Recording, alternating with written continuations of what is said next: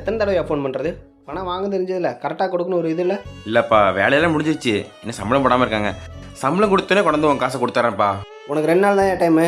பணம் வரலாம், நல்லா இருக்கா பார்த்துக்கோ சரியா? சும்மா பேசிகிட்டே இருக்க மாட்டாங்க இதே மாதிரி. சரிப்பா. டேய் அங்கே போடுறான். இங்கே வாயா. ஏயா, கடைசியாக 2 நாள் டைம் கேட்டால் கொடுத்தேன். பணத்தை கரெக்டாக கொடுத்துருக்குமா இல்லையா? இன்னும் சம்பளம் போடல தம்பி, போட்ட உடனே கொடுத்துட்றேன்ப்பா. எத்தனை தடவை டைம் கேட்டுகிட்டே இருப்பேன்? உன் பின்னாடி அலைஞ்சிட்டு இருக்கிறதா எனக்கு வேலையா? உன் பணத்தை கொடுக்கக்கூடாதுன்னு இல்லைப்பா, சம்பளம் போட்ட உடனே வேலையை கொண்டு உன்ட்ட கொடுத்துட்றேன். என் நம்பு. உனக்கு இதுதான் முதலும் கடைசி. அடுத்த தடவை பணம் வரலைன்னா நான் மனுஷனாகவே இருக்க மாட்டேன். அடுத்த தடவை பணம் கண்டிப்பாக வேணும் சரியா? சரிப்பா. டேய் அங்கே போடுறா, நவீன் போடுறா. டேய் ஏன்டா? டேய் நவீன் என்ன உனக்கு காசு தரணுமாடா? பார்க்கறதுலாம் கேட்டுட்டு இருப்பா, இப்போ எதிர்க்கே போடுற கேள்றா.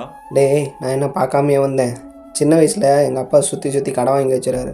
அவங்களாம் வீட்டில் வந்து சத்தம் போடுறப்ப எனக்கு எங்கள் அம்மாவுக்கும் ஒரு அசிங்கமாக இருக்கும். எந்த ஒரு ஆம்பளையும் தான் பொண்டாட்டி முன்னாடி அசிங்கப்படுறதை விரும்ப மாட்டாங்க. வீடு பார்த்துக்கலாம், எங்கே போயிருப்பாங்க சரியா?